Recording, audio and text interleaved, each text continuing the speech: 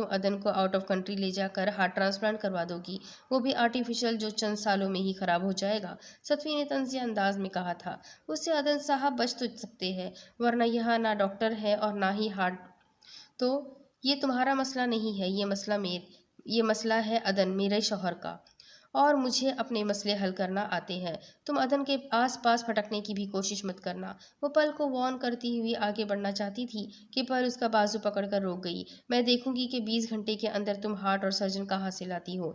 वैसे कहीं खुद का हार्ट देने का तो नहीं सोचा? पल ने आखिर में इस्तेज़ा अंदाज में कहा।